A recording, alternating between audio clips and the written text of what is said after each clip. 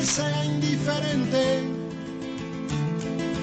que la resaca muerte no me encuentre vacío y solo sin haber hecho lo suficiente. Solo le pido a Dios que lo injusto. Hola, buenos días, 9:11 de la mañana. Hoy empezamos un poquitito más tarde por estas cosas que pasan a veces, que los fierros se empastan y entonces hay que volver a reiniciar todo.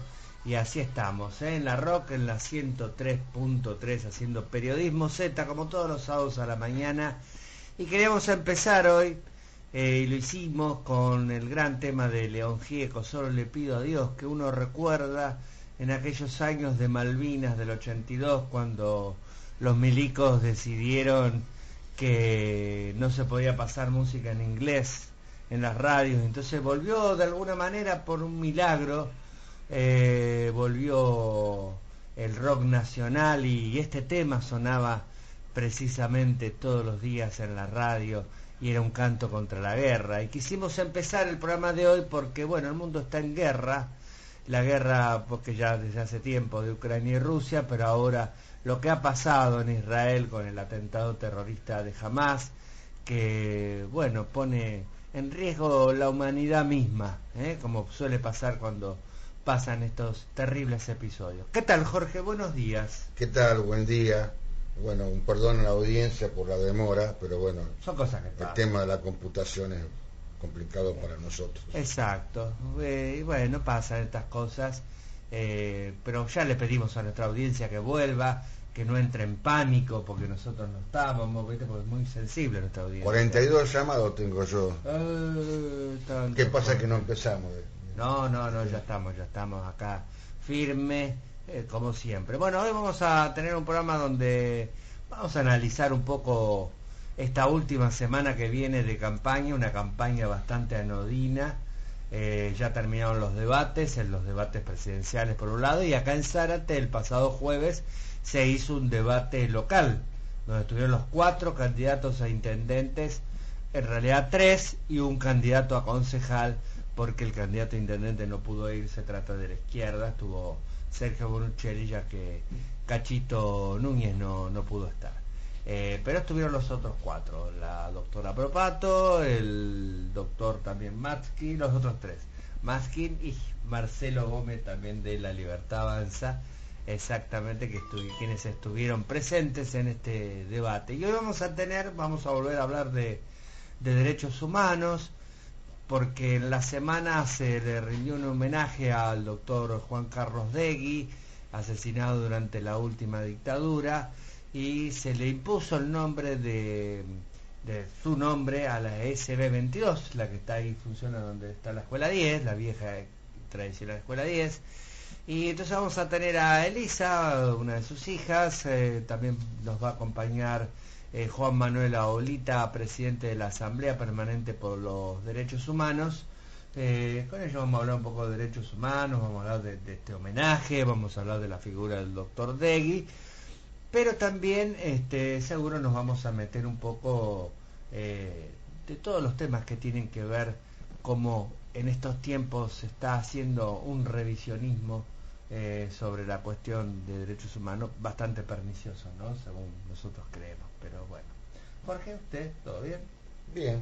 No, estoy preocupado también por lo que dijiste vos, ¿no? Del tema de las guerras y los conflictos, y estos personajes siniestros que gobiernan gran parte del mundo, sí, como los Putin, los Xi Jinping y Netanyahu, no sé cómo Netanyahu, bueno, usted sí. Pronuncia, usted habla también Yiddish. No, hebreo. No habla hebreo. Pero bueno, preocupado por eso. También hay que hacer, yo leí un artículo de Sierra, un periodista de guerra, y él sí, deja entrever que el atentado terrorista tiene que ver con la firma de un inminente acuerdo de paz entre Arabia Saudita e Israel, con el apoyo de Estados Unidos. Esto pareciera ser que fue el motor, según Sierra, fue el motor por el cual los terroristas de Hamas atacaron, ¿no? Sí, que es muy difícil en Medio Oriente. Yo creo desde que somos chicos, Jorge, a mí siempre me interesaban los temas internacionales y uno escucha desde aquellos acuerdos de Camp David, los acuerdos entre Arafat, sí, primero Menachem Begin y Anwar el-Sadat, que le costó la vida al propio Anwar el-Sadat, ¿no? Presidente de Egipto. Después los acuerdos entre Arafat y Isaac Rabin, que le cuesta la vida a Isaac Rabin, en este caso, ex primer ministro israelí, asesinado por un comando de judíos ortodoxos. O sea, es muy difícil hacer un acuerdo de paz en Medio Oriente. Sí, sí, sí. Siempre aparece... No, porque aparte se mete Estados Unidos, no podemos negar. Eso a también Estados Unidos le preocupa el tema de Irán, el tema de Rusia y China, el avance, ¿no? Todo esto le preocupa supuestamente algún tipo de arreglo entre Irán y China y Rusia, pues, con ideas, con presidentes con ideas expansionistas, ¿no? Claro, la preocupación de Estados Unidos es claramente imperial. Entonces, si Israel tuviera petróleo y el petróleo no quisiera venderse a los Estados Unidos, seguramente Israel sería enemiga de Estados Unidos. Esto está claro. Le importa bastante poco la vida de los demás.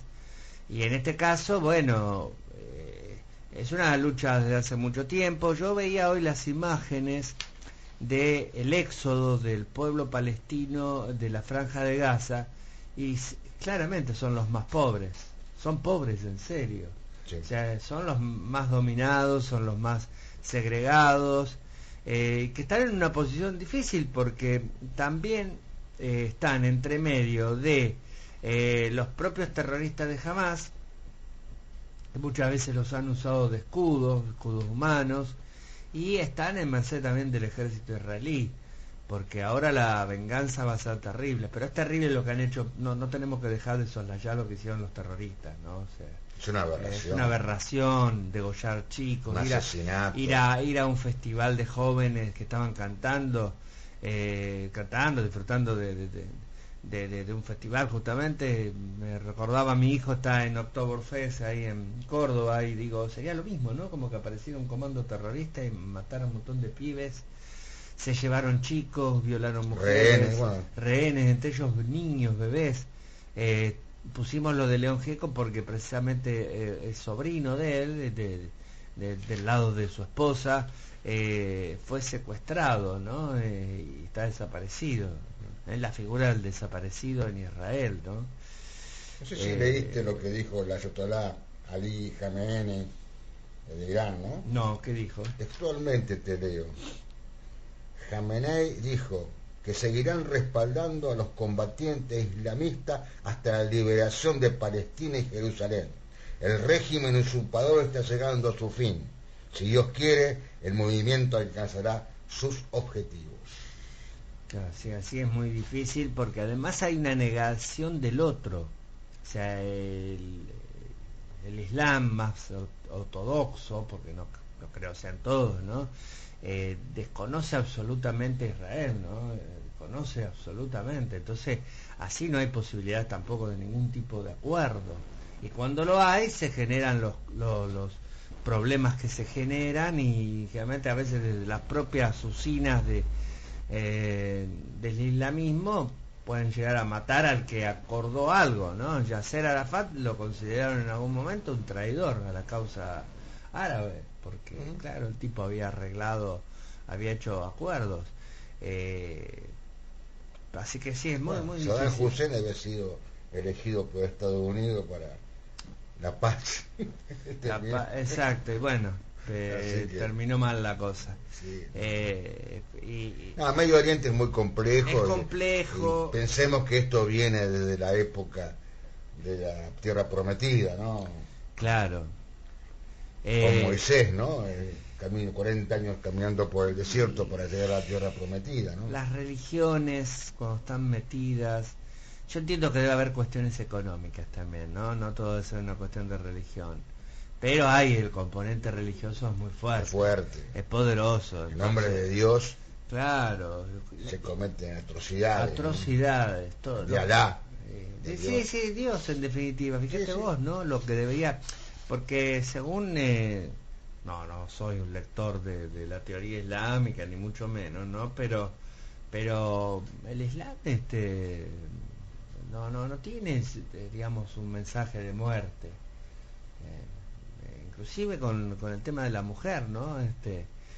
Que después uno en la realidad ve otra cosa. El Corán, sí. El Corán, bueno, sí, el Corán. Vos ves otra cosa. Pues dije que no era un buen lector de los temas esos. No, el Corán, exactamente. No, pero sin embargo después, bueno, sabemos bien cuál es la política con las mujeres. Pero no hay que demonizarlos tampoco, porque creo que también todo esto tiene que ver con productos de muchos años de segregación, ¿no? De todos, en definitiva. Sí, en el fondo lo que dijiste, bueno, la pobreza de la mayoría de la población, ¿no? De la pobreza, exacto. Sí, la miseria. pero lo ve clarito el éxodo que se está produciendo ahora en la franja de Gaza de palestinos que huyen de todo. Sí. Huyen del ejército israelí, lo eventual ataque que va a haber del ejército israelí, y de los propios, de los terroristas huyen. Entonces están en una situación espantosa los palestinos que viven en esa franja, como lo dice el nombre, es una franja precisamente, ¿no? O sea, es un espacio muy reducido, muy pequeño. Es una especie de límite, ¿no? De límite entre, sí, ¿qué sería? Siria, claro, y Israel. Y bueno, la verdad que es un tema muy complejo. Me gusta la definición de Sierra porque creo que debe pasar un poco por ahí, ¿no?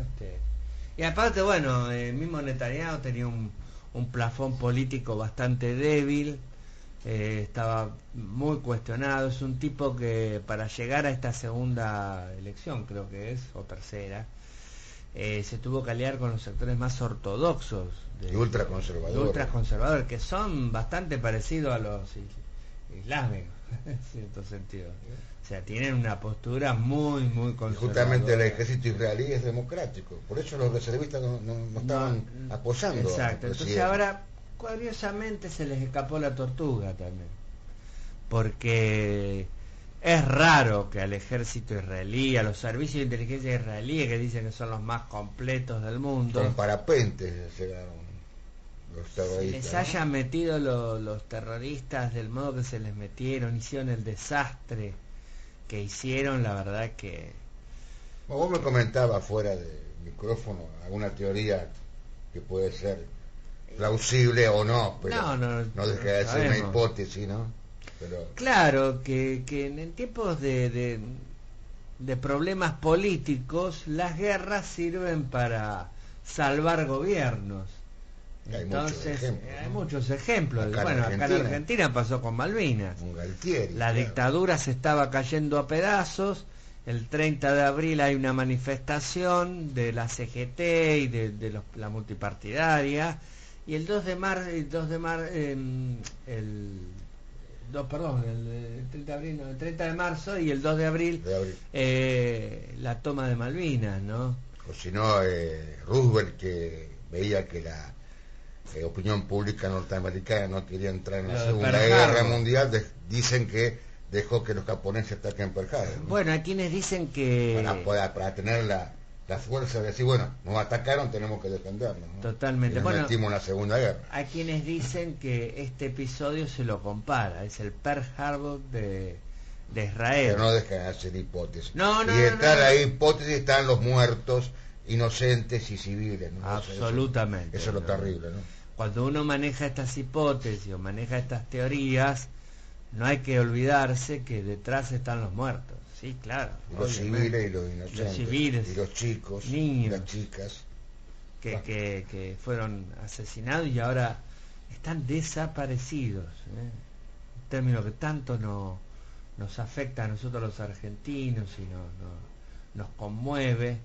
Estamos escuchándolo en otros lados, en este caso en Israel. Así que bueno, muy triste todo lo que pasa, no dejan de conmover las imágenes y tenemos para largo, Jorge, lamentablemente tenemos para largo, tan largo como Y ahora estaban amenazando a Israel atacar, pero que el tema de los rehenes lo tiene medio acotado, ¿no? Y sí, no se la esperaban lo de los rehenes, me parece, porque nunca había pasado, salvo, bueno, por ahí en algún atentado. No, siempre fue una táctica de Sí. los grupos Hamas, Hezbollah, en su momento Bin Laden, de cambiar un 1 por 50, sí. ¿no? Estuve escuchando, sí, es cierto. Había una serie muy buena, Homeland, que mostraba eso, lo que pasaba. Una vez capturan a un importante representante de la CIA y que lo cambiaban por 30, ¿viste? Sí, 30 sí, pesos, o bueno, 30 ahí pesos palestinos. yo que he visto Fauda, muy buena serie que la También, recomiendo. sí, Faudas. Fauda significa caos en hebreo. Bueno, transcurre en la franja de Gaza. Eso. Claro, y es una serie muy buena que está hecha por la televisión israelí y te digo que es bastante objetiva y critica también las cosas que hace el servicio de inteligencia israelí. Sí, sí. Y ahora viene la próxima temporada, creo que es la quinta. Ah, mirá vos. Y bueno, les toca... Yo vi la primera nada más, mirá vos. No, yo vi todo. Es una serie que... Voy a tratar de volver a ver. Me pasa, más en este momento, ¿no? Pero me pasa que pongo Fauda y no puedo dejar de mirarla porque es apasionante. Es apasionante y es bastante clara. El y tema que no es tanta ficción. No, tiene mucha realidad. El otro día al actor Leon Ratz le pasó que él se filmó junto con el productor de la serie, que no sé, estarían juntos por ahí tomando una cerveza, porque la verdad que era un día de lo más pacífico cuando pasó esto. Y se filmaron cómo se escapaban y se metían en el refugio, y parecía una escena de Fauda precisamente. Sí. Porque, bueno, también hay cosas que la serie Homeland me hace acordar también de lo que estamos viviendo, ¿no? Pero bueno. Sí, totalmente. Y bueno, vamos a ver cómo sigue esta cosa que no es una serie, es real. Claro, y muerte claro. real. Decíamos lo de los rehenes y es cierto. La famosa frase, la realidad se supera la ficción, ¿no? Totalmente. Y hablando de series, Jorge, ¿no vio nada la serie de Luis Brandoni? ¿De qué, de natación? No. Nada. No, la serie de Brandoni que trabaja con Robert De Niro. No la mire. No me entusiasmo de entrada, no sé por qué. Y te deja un sabor a nada. Yo creo que es un tema de Palito Ortega. Sí, claro. Estoy aprendiendo. Escrito por Dino Ramos, sabor a nada. Estoy aprendiendo. Qué temazo. Sí, toda una filosofía de vida. Uno de los más grandes temas de Palito Ortega. Sí, es un muy buen tema de Palito Ortega. Que no sucede, vida mía, últimamente. No sé cómo cambiamos de Israel a Sábado. No, pero quería hacer un comentario ya que me acordé, hablábamos de series. De nada. No me dejó, claro, no me dejó nada. Creo que Duprat metieron, digamos, el típico personaje ácido, medio antisocial que uno pudo ver en El Ciudadano Ilustre, muy buena película, que uno pudo ver también en Mi Obra Maestra con el propio Luis Brandoni. Lo repite acá, tanto es así que hasta Brandoni medio se imita a sí mismo haciendo ese personaje. En un momento determinado lo nombra, el que vio la película se da cuenta porque lo nombra, la película de Mi Obra Maestra. Él habla de un amigo que vive en Jujuy, ¿no? Y la verdad es que no tuvo argumento. Creo que De Niro y Brandoni, que dicen ser amigos o han sido amigos conocidos, ¿no? Se han visto un par de veces. Dijeron, vamos a hacer algo juntos algún día, y le dijeron a Duprat y a Cohen, bueno, escríbanse algo, y en un fin de semana escribieron esta historia que es bastante chiquita para mí, ¿no? No la vi. Bueno. Ahora con lo que usted me dice, menos.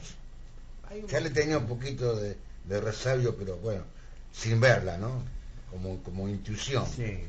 No me gustaba, solo que no me gustaba Brandoni desnudo, el spot de propaganda, sentado en una cosa que no... Es fuerte. Claro, un hombre mayor, qué sé yo, me pareció desagradable. Sí. Y eso hizo que no la viera. Sí, si fuera eso, pero no. No, te quiero decir lo que... Lo que te pareció. Claro, no me gustó eso y como que dije, bueno, no lo miro. Bueno, hemos pasado, voy a dejar de alto, no, la editorial la voy a decir como un comentario luego, al pasar, digamos, como un comentario, pero después te propongo que vayamos un poquito de música. Bebí, fumé, me enamoré, metí la pata, metí el pie, me di 2 palos, medité, me di el abrazo y el café, me di un dolor de no sé qué. 9:40 de la mañana, bueno, y anduvimos con algún problemita técnico, pero que ya hemos resuelto, no hemos nada. Hemos visto cómo lo resolvió otra Como- persona. Exactamente, hemos visto como Jorge lo resolvió. Jorge No, yo. Ursich. No, Ursich. Menos mal que se quedó, pues yo no teníamos que llamar por teléfono. Jorge. No sé cómo se hace. Bueno, ¿cómo andás? ¿Cómo andás? Otra vez, ¿cómo andás? Otra vez. Hola Jorge, ¿cómo andás? Bien, bien. Ah, bien. Bueno, ¿qué teníamos por él? Tiene muchas cosas. No, justamente, bueno, perdón, justamente que hablábamos de estos líderes que se quieren perpetuar en el poder. El domingo pasado, la editorial de La Nación, voy a leer textualmente, dice: expertos acomodaticios frente a los vaivenes políticos, socios activos del desaguisado económico y social y cada vez más alejados de las verdaderas necesidades de los trabajadores a quienes dicen representar, los jerarcas sindicales no tienen nada que envidiar a los señores feudales que gobiernan por años provincias hambreadas por su propia ineptitud y corrupción. Unos y otros persiguen el mismo objetivo: acumular poder y dinero en su exclusivo beneficio.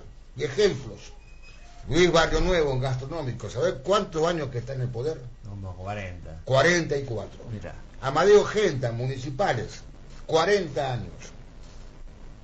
Rodolfo Daer, alimentación, 38 años siendo secretario Debe estar general. alimentado. Guillermo Pereira, petróleo y gas privado, 37. Carlos Bues Ocampo, de Sanidad, 37, que se retiró, menos mal que se retiró en el 2022. Ah, pero ¿quién es el hijo del que lo sigue? Armando Cavalieri, Oh, 37 en el Sindicato el de Comercio. eterno Armando José Caballero. Luis Linceri, de Obras Sanitarias, 37. Hugo Moyano, mi querido Hugo Moyano, camioneros, 36 lleva recién Hugo. Tiene por el rato todavía.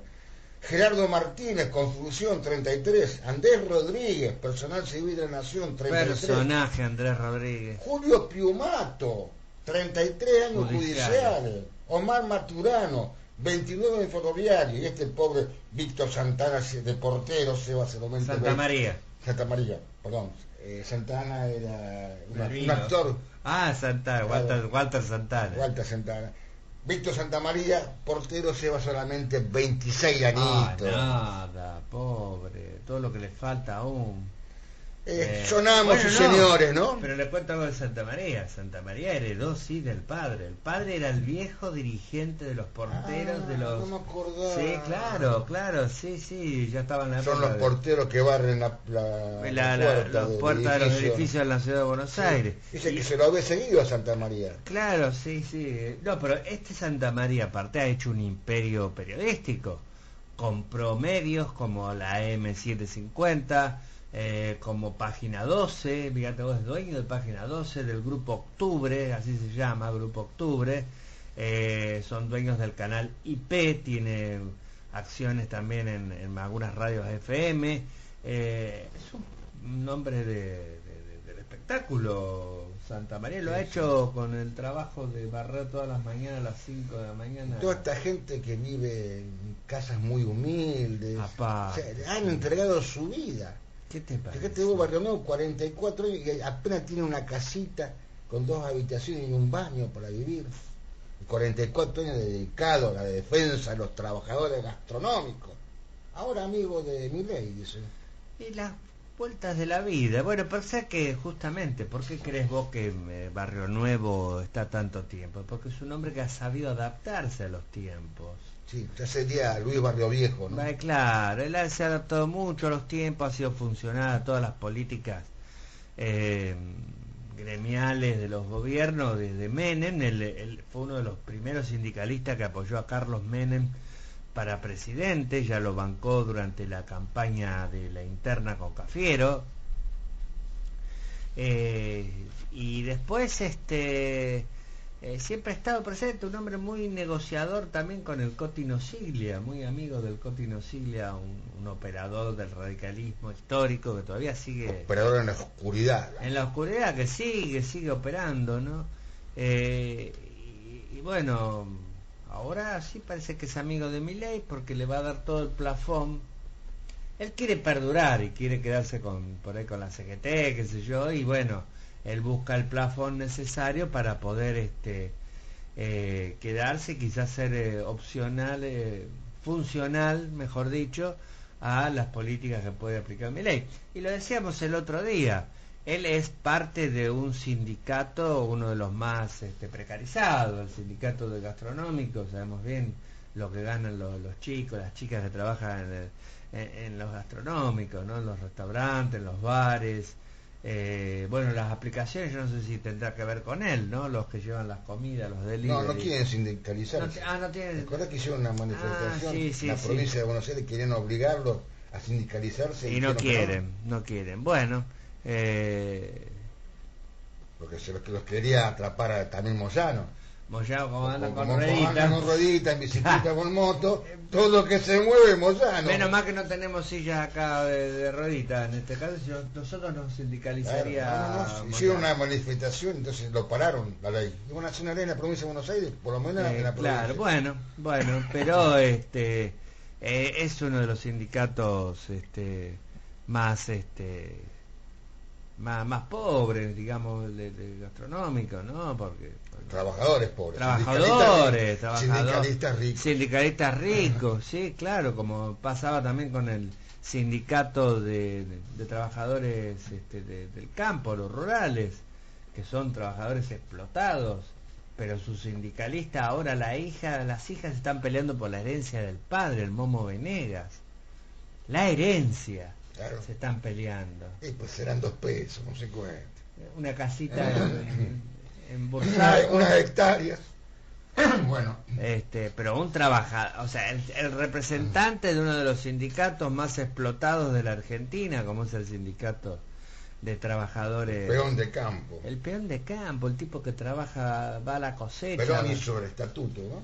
Perón hizo el estatuto del peón de campo, exactamente. Fue un gran avance en su momento, claramente, sí, claro. Si ahora están mal, te imaginas cómo estaban antes, ¿no? Te imaginas, ya era casi un sistema feudal. Sí, les pagaban con comida, con la vales, proveeduría, con vales. O con los vales para poder... En la misma proveeduría del dueño del campo. Eso se ve mucho en la película Quebracho, por ejemplo, y en la película, bueno, Los Vengadores de la Patagonia Trágica o la Patagonia Rebelde, ¿no? Exacto, consumían lo que los propios proveedurías de la estancia les daban. Ese es el pago. Mediante los vales, no yerba, botella de ginebra. Claro, bueno, no tenían absoluta libertad. Bueno, obviamente que vino el estatuto del peón de campo. Vivían en barracas.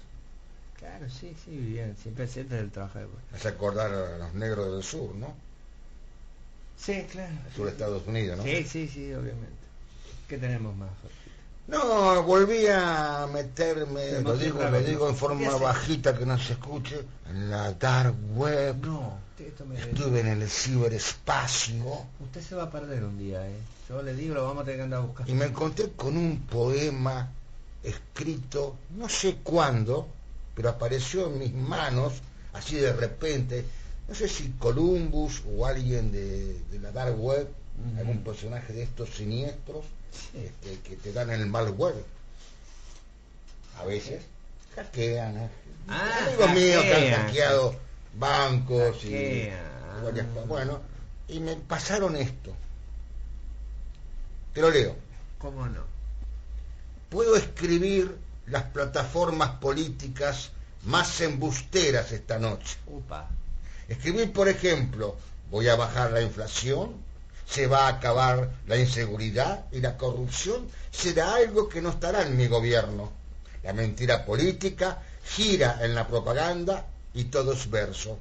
Puedo escribir las plataformas políticas más embusteras esta noche. Yo los engaño y a veces digo alguna verdad. Ustedes se lo creen. En los spots como estos los engañé para que me voten. La calumnia y la falsedad son infinitas. Ustedes me eligen y a veces digo alguna certeza. ¿Cómo no decir falsedades para llegar al poder? Puedo escribir las plataformas políticas más embusteras esta noche, pensar cómo hacer fraude, sentir que lo que digo es puro cuento, oír lo que ustedes desean y prometer lo que ustedes quieran. Y las ideas caen en pozos vacíos como el agua entre los dedos. ¿Qué importa que el mensaje sea una farsa? La propaganda está realizada y ustedes se la creyeron. Eso es todo. A lo lejos cumpliré algunas promesas. A lo lejos gobernaré para pocos. Mi partido no se contenta con el 10%. ¿Cómo lograr más porcentaje para la corona? Mi bolsillo se llena y lo de los amigos también. El mismo gobierno que hace blanquear la plata en negro. Nosotros, los de antes, ya somos los mismos. Ya no voy a poder usar el SATE, pero cuánto lo usé. De otros serán. Mis gatas buscaban usar un Rolex y yo se los regalé. De otros, serán de otros como antes fueron mías. Sus cuerpos desnudos, sus senos comprados, sus glúteos infinitos. Ya no las tengo, es cierto, pero tal vez vuelva al poder. Es tan largo el mandato y es tan corto el recuerdo de la gente, porque en épocas como esta me llené de dólares. Mi declaración jurada no es real, aunque este sea mi último afano, y esto los últimos dólares que llevaré a Caimán de Uruguay. Oh, Jorge, qué poema. Así que me este hizo muchacho, acordar un viejo poema, pero sí, tiene algo de Neruda. sí, puede ser, ¿no? Pero no, fíjate que esto realmente extraordinario poema que pero se encuentra solamente, tenés que meterte en la dark web, sí, no, eso lo hace solo en usted, el ciberespacio, por favor. si no, esto no se consigue. No. Esto, como decía el ratón Ayala, que aquellos que son viejos como yo, en Europa no se consigue. En Europa no se consigue, decía el ratón Ayala. Somos El viejos. viejo ratón Ayala, El porque viejo después tuvo ratón el otro Ayala, ratón Ayala. en el 74. Claro, Alemania 74. Alemania 74. Eran los botines interminables. Usaba el pelo largo y la barba. Sí, eran los botines interminables.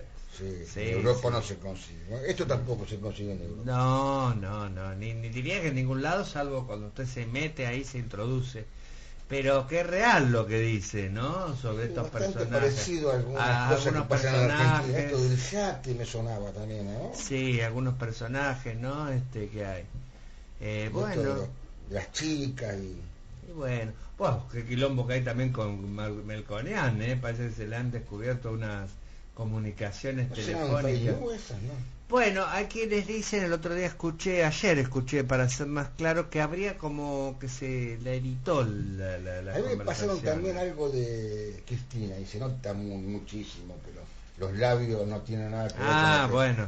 Esto de la inteligencia artificial, con las voces.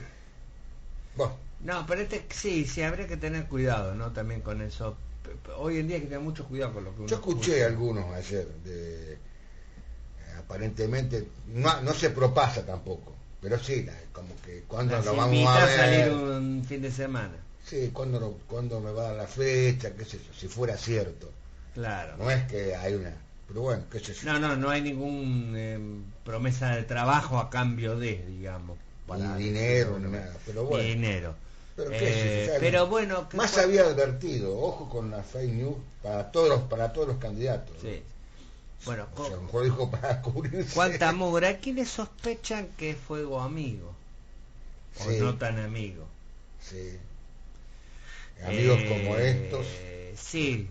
Prefiero los enemigos. Y el gobierno anterior de Macri era medio especialista en este tipo de cosas, ¿no? De fake news, inclusive funcionarios del gobierno como María Eugenia Vidal dijeron que a ella la espiaron, tenía una causa, precisamente había hecho unas denuncias por espionaje que le habían hecho en la época del propio Mauricio Macri, ¿no? Así que bueno, habría que ver exactamente qué hay detrás de esta mugre, absolutamente, ¿no? Del hombre de los fideos con tuco, el economista de la Fundación Mediterránea. Sí, esa es la verdad que se mezcla todo, ¿no? Porque uno dice, bueno, puede ser una fake news, en otra época habríamos creído que era él, eh, sin Claro, dudarlo. no, lo que explicaban ayer Bueno, también es que, bueno, lo que hago yo cuando hago, yo si quiero con la maquinita que es la Audacity, te hago decir a vos algo que no dijiste porque te meto pedacitos de cosas que dijiste. claro, claro. Yo no lo sabría hacer, pero porque tengo mucha habilidad para hacer eso, pero digo, se puede hacer eso también. Pero ahí hay una charla en lo que uno escucha. Aparentemente habló con esta señorita. Sí, hay varias, hay Hay varias. varias charlas. Pero ¿quién las grabó? ¿La chica esta? No, no, ¿Quién grabó? tenía pinchado el teléfono. Claro. Y era época cuando él era presidente del Banco Nación, Ya es viejo, que después él dejó de estar en el Banco Nación. Sí, renunció. Renunció. Y digo, qué casualidad, en ese momento ¿quién podía espiar? Sí. Todos pueden espiar si quieren, pero vos acordate los diálogos entre Cristina y Parrilli también, que yo siempre decía, esto está mal, más allá del personaje, te guste o no te guste, o que por ahí estaban hablando de si cuando le dijeron a Massa de todo, le decían a Massa, justamente a Sergio Massa, y bueno, la verdad que uno se pone a pensar cómo se puede llegar a tanta a este tipo de situaciones, ¿no, Jorge? Absolutamente. Yo iba a comentar en la editorial que no hemos hecho por las cuestiones técnicas, no las hemos hecho como habitualmente las hacemos, pero iba a comentar una situación. Cerró una tradicional radio de la provincia de Buenos Aires, LT24, Radio San Nicolás, que en alguna época yo tenía entendido era propiedad de los dueños del diario El Norte de San Nicolás, la familia Suelgaray, una tradicional familia de San Nicolás. Y bueno, quebró, llamaron a acreedores, lo que se hace en las quiebras habitualmente, y lo asociaba con lo que pasó en nuestra ciudad, que hasta hace poco uno pasaba por ahí, por Roca e Independencia, y veía el edificio de lo que fue una vez Radio Nuclear en venta, y radio que después durante la pandemia dejó de transmitir y ya no está más entre nosotros. ¿Cómo se han perdido los medios, no? Quería un poco hablar de eso también. Se han perdido por un lado por las nuevas tecnologías, los avances, pero básicamente por no ayornarse, no haber querido ayornarse a esta nueva revolución tecnológica que se viene, y que si los que manejan los medios, si no lo hacen, se van a quedar fuera de la historia, ¿no? Para decirlo de alguna manera. Pero también tiene que ver, yo creo, con estas radios y estos medios que dependen mucho de la pauta oficial. Cuando vos no trabajás para conseguir pauta de otra manera, porque uno no concibe como tradicionales radios AM de ciudades importantes como San Nicolás y Zárate cierren, hay que chocar una Ferrari prácticamente, ¿no? Hay que, digamos, tiene que haber factores de mucha impericia, a mí me parece, para que cierren medios tan importantes, porque tenés todo para hacerla mejor. Esto es como los diarios que no se ayornaron al offset, no se ayornaron a los nuevos cambios tecnológicos, a poner una página en internet. Pasa lo mismo, ¿no? La capacidad o las pocas ganas de poner plata, porque a la hora de invertir en medios se trata fundamentalmente de poner dinero, y de poner dinero e invertir, con todas las dificultades que esto tiene, todas las dificultades, pero bueno, una pena, ¿no? Que dos medios tradicionales de la provincia de Buenos Aires, nuestra sección electoral, como nuestra vieja radio, con toda una historia bien, y justamente ahora viene dentro de un ratito Juan Manuel Aulita, y él habló una vez acá en nuestro programa de la causa AAA, donde justamente Radio Nuclear fue víctima de la AAA, ¿no? Los dueños de la radio, Yadó, que estuvo preso y lo obligaron a desposeerse de la radio. Después vino la dictadura, la manejó como, bueno, la dictadura manejó los medios. Después la dictadura la dio a amigos, a la familia Lynch, y que la manejó la verdad, bastante mal. Así todo durante muchos años se seguía escuchando, la gente escuchaba, sobre todo en los barrios, sobre todo en la isla, ¿no? Uno iba por los barrios y escuchaban los talleres. Era una época también de esplendor de Diego Castro, ¿no? Sí. El programa ese era muy escuchado. Claro, pido la palabra, digamos. Era muy escuchado ese Era muy escuchado. Pero sí, bueno, yo lo escuchaba cuando podía, ¿no? Sí, aparte que trabajaba todo el día. se desarrollaba ahí la política local, ¿no? Claro. Que era muy Sí, importante. era un programa político que no había. Que no había, exactamente. Algún intento de Teledelta, por ahí algún programa que en algún momento hizo, creo que Horacio Gallinato. Claro, bueno, y ahora... duró muy poco. Bueno, las FM tienen sus programas, como tenemos nosotros acá, la tele está Cabletel, que tiene un solo programa, que es el que hace Miguel de Rosivich.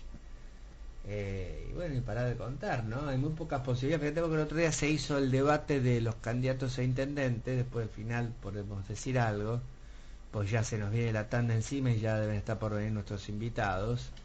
Que se pasó por una radio, la radio Alfa, y otros medios tomaron la transmisión y hubo muy poca oportunidad de verlo, porque no ningún medio lo subió, salvo por Facebook lo podías ver. Radio Alfa, ese que el dueño es del Gran Hermano. Claro, porque Alfa. Se llama Alfa. Claro, debe ser él. Un viejo que estaba en Gran Hermano. Sí. Alfa. Sí. Viejo no, tenía mi edad, Jorge. Tenía mi edad. ¿Qué estoy diciendo, tío? No era viejo. Bueno, un señor mayor. Un señor mayor, sí. A punto de llegar a la tercera edad. Claro. O sea que la tercera edad empieza a los 65. Qué bueno, todavía no llegué. Sí, yo ya la pasé. Bien. Vamos a la tanda. Y después seguimos con Periodismo Z en la segunda hora de nuestro programa.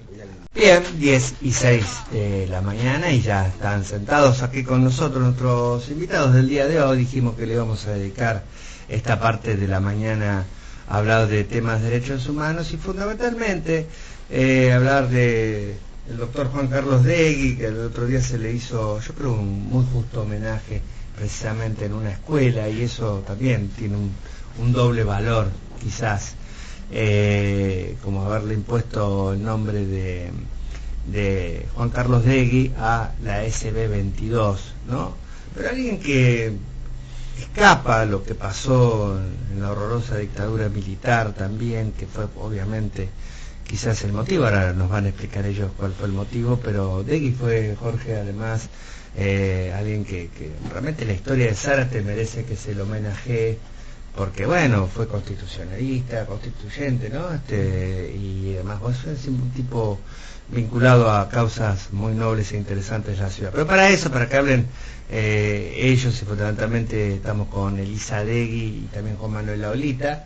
Elisa es la hija mayor de Juan Carlos, y bueno, agradecerte, Elisa, que hayas venido a nuestro humilde programa de la mañana de los sábados.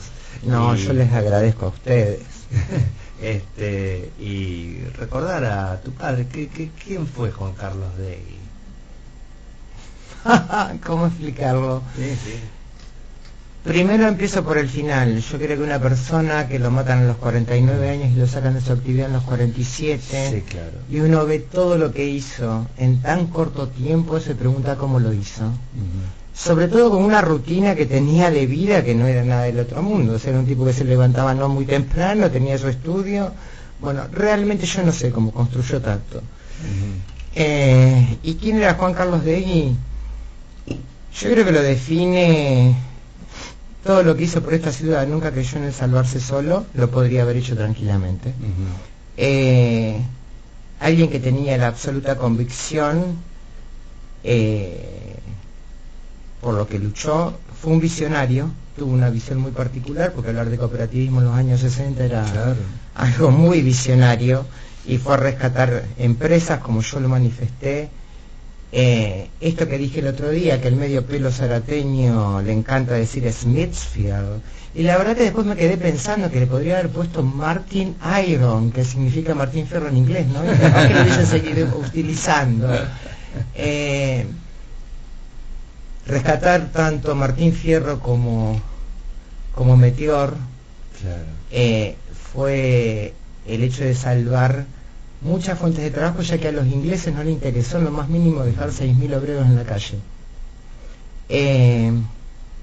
¿Y quién fue mi padre? Fue un tipo que además, esto creo que lo sabe poca gente y me diría cerrar la boca, pero yo no la voy a cerrar. Cuando él funda la cooperativa de crédito Zárate, y es larguísimo el título de la cooperativa esa, él pone como garantía de esa cooperativa todas sus propiedades. Sí. Significaba que si eso no funcionaba tenía que empezar de nuevo económicamente, cosa que no le interesó en lo más mínimo. Porque siempre tuvo una frase, que la plata sea presa tuya, no vos presa de la plata, y plata hace cualquiera. Entonces, y los hechos, bueno, lo vemos a diario, plata hace cualquiera. Sostener los ideales no es tan fácil. ¿Y quién fue Juan Carlos Degui? Fue el tipo que un día entró a la cocina de mi casa riéndose, y yo se lo conté a Juan Manuel esto, porque Dálmine Siderca en ese momento estaba harto de que le metiera juicios y se los ganara, inclusive... Juicios laborales. Claro, Claro. aparte de crear la comisión interna. Ujú. El tema pasó de que hubo un juicio, si no me equivoco, se llamó Malandra contra Dálmine, donde demuestra, porque mi papá hizo un año de ingeniería química, después dejó, sí, esa es otra historia. Hace el estudio de todo el circuito de insalubridad, y entonces demuestra que tenían que cambiar la forma de trabajo. Ese juicio sienta jurisprudencia, por lo tanto perjudica a la empresa. Claro. Y ¿cómo se llamaba el padre de Paolo Roca? No me acuerdo, Agostino era. Agostino, Sí, no, sí, creo Bueno, que sí. lo convoca para Viejo Roca. claro, el viejo Roca lo convoca para ponerlo como primer abogado del staff. Sí. Y entra a mi casa riéndose y le cuenta a mi vieja y le dice, flaca, vos sabés que tuve esta entrevista, qué sé yo, bueno. Y mi respuesta fue que mis ideales no tienen precio, porque no le pagaban medio peso. Bueno, encontrar gente como mi viejo creo que debe ser muy difícil en Es estos muy difícil en tiempos. estos tiempos, ¿no? Pero sobre todo por la visión que tenía. Vos fíjate que es un tipo que funda su propio partido político, lo desarma en cierta medida en el 59 y ya no entra en ninguna estructura partidaria, sino que conforma con diferentes partidos todo lo que fue su trabajo, sean cooperativas, sean comisiones internas, o sea, no se encasilló ahí. Así que bueno, ese es un cachitito de lo que fue Juan Carlos Degui como político y como padre.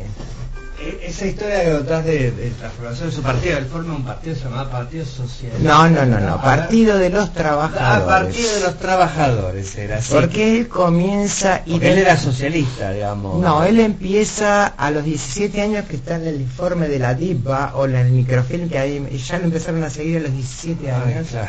Porque era el presidente de la Juventud Radical Línea Levenson. Ah, claro, Línea Levenson. Sí. Claro. Después está se va a estudiar a Santa Fe, está en el Círculo Popular de Cultura. En Santa Fe se conoce con Guillermo Esteves Boero. Si vos una vez nos has mostrado la foto con Esteves Boero. Sí, yo tengo una amiga que me odia porque le digo, me tuvo upa Esteves Boero, porque ella lo ama. Y que está también como los borradores de trabajo de tu papá, de ¿no? la Constituyente. Correcto. Claro. Y bueno, él milita en la universidad, en la facultad. O sea, como te dije, él empieza ingeniería química. Claro. Y al año deja y se mete en abogacía. Que para mi sorpresa, yo tengo dos amigas que son que son de Lincoln, pero nos conocimos en La Plata, que son Marcela y Adriana Sago. Bueno, y un día estaba en el departamento de ellas, viene el padre y me dijo, tu papá fue compañero mío. Casi me muero porque el padre era ingeniero químico. Claro. Y ahí, bueno. Vos no sabías que había sido. Sí, yo sabía, pero no sé, pero me sorprendió. Me sorprendió justo encontrarte. Y bueno, aparte, sí. gente de Lincoln, yo de Claro, Zárate. no había mucha relación. Pero bueno, él después después de ser constituyente, La constituyente del 58. 57. Del 57. Claro. 57. Era del La reforma 57, militar. donde su discurso habla de usurpación de gobierno, porque ahí creo que está la clave de lo que no se puede vivir ahora, que a pesar de ser socialista, era un demócrata fantástico, porque imagínate que se levanta de la constituyente porque estaba proscripto el partido mayoritario, que era el peronismo. Claro. Entonces yo creo que iba más allá de cualquier egoísmo partidario. Y a pesar de que varios socialistas estuvieron en contra de su actitud. ¿Y él no participó de la redacción del artículo 14 bis? ¿Había estado? ¿O como Sí, se había retiró, esta- no lo había- aprobó? Claro, digamos. Sí, pero en cierta medida estuvo, pero no fue alguien, creo que Claro. fundamental. Ujú. Sino que él, hay un artículo que le hizo un diario de Santa Fe, donde él decía que se habían conseguido derechos, pero que se tenían que conseguir más. Ujú. Imagínate. Claro, obvio. Claro, pasa que borraron la parte de la Constitución del 49 y del 47. Borraron la Claro, Constitución pero del 49 y agregaron, agregaron el 14 bis derecho del agrega más trabajador. derechos, pero eso había que agregar muchos más. Bien, una vida apasionante, Juan Manuel, ¿no? Sí. La de Juan Carlos. Sí. ¿Se escucha ahí, no? Cuando hablo. Pero acércate un Sí, poquito. toma bien, dice. Igual toma bien, pero... No, estoy escuchando. Me parece importante, por supuesto, ¿no? Lo que se está diciendo, porque en un momento hemos referido a estas cuestiones del contexto actual que se vive con las redes sociales, la descomposición de la palabra. Ujú. Si se descompone la palabra, se descompone el diálogo. Si se rompe el diálogo, el resultado es que tenemos el contexto, ¿no? Claro. Es decir, fíjate, Elisa está refiriendo a una etapa en la época de su padre donde todavía había bastante derecho a la discrepancia, bastante derecho a ser minoría, ¿no? Es decir, fíjate las cosas que se pueden hacer siendo minoría. Esteban Boero y Alfredo Bravo fueron los dos diputados nacionales que se opusieron rotundamente a la privatización y también ¿cómo se llama? A los indultos. Ujú. Tenemos un Alfredo Bravo en plena calle siendo diputado con la gente, qué sé yo, ponele que viene para el momento actual, porque cuando asumió Macri y estos dos jueces entraron por la ventana, bueno, muchos senadores que supuestamente eran peronistas no lo fueron tanto al momento de avalar esa situación. Entonces, bueno, hay una actitud que se entiende, uno entiende en tanto como ser humano, que debe cumplir en cuanto a ejemplaridad, para que haya una cohesión entre la palabra, la actitud, el discurso, Ujú. y que no es menor, porque vos fíjate que hablamos de estas cosas que son hace 57, ¿no? Estamos 70, más de 60 años, fácil. Sí. Y es un pasado que todavía está presente, que indaga. 66 exactamente. 66. Porque nací yo en el 57, no me Bien, acuerdo. sí. Cómo se constituye una sociedad, cómo se compone. Que yo recuerde fue el bloque de... Discute mucho con Palacios y después Ujú. estaba el grupo de Cipriano Reyes, estaba el grupo de Allende, Dale, que hubo también la era UCRI. convencional, y hubo ahí algunas, habría que ver, hay actas de esto, ¿no? Ahogando. Sí, porque también, o sea, tu viejo fue discípulo, yo me había olvidado de esto, de Jiménez de Azúa, junto con Esteban Boero. O sea, Jiménez de Azúa fue el ministro de Justicia del gobierno de la República Española. Estaba acá en el exilio, uno de los mejores penalistas del derecho internacional. De hecho, él asesoró en la Declaración Universal de Derechos Humanos, ¿no? Que se sancionó en la ONU. Claro. Fue un gran asesor. Y lo teníamos ahí en Santa Fe, en Capital viajando. Entonces, es decir, cuántas, lo mismo que las guerras de la independencia, o sea, cuánta gente del anonimato, desde la minoría, desde un lugar desconocido, construye las bases de una sociedad, porque estamos viviendo la sociedad del espectáculo, ¿no? Se presta La atención política, a lo sí. que hace ruido, o sea, después se mezcla como el panel temático del chusmerío, a ver si fulanita sale con la botinera sale con el jugador de fútbol, se entremezcla con la situación política del país, y bueno, y ahí lo tenés al candidato con la vedette. O sea, es muy fácil extrapolar figuras, es muy fácil manipular una sociedad que no tiene crítica, que no crítica el pesimismo, sino la capacidad de clasificar un poco lo que está sucediendo, ¿no? Y bueno, Juan Carlos seguramente en ese momento alzó la voz y dijo: no se puede reformar una constitución cuya convención está siendo convocada por un gobierno militar, que a su vez yo recuerdo, porque veníamos hablando en el camino de Gallego Iglesias y de Alberto Calvo, o sea, Juan Carlos y el Gallego fueron perseguidos por el peronismo, ¿no?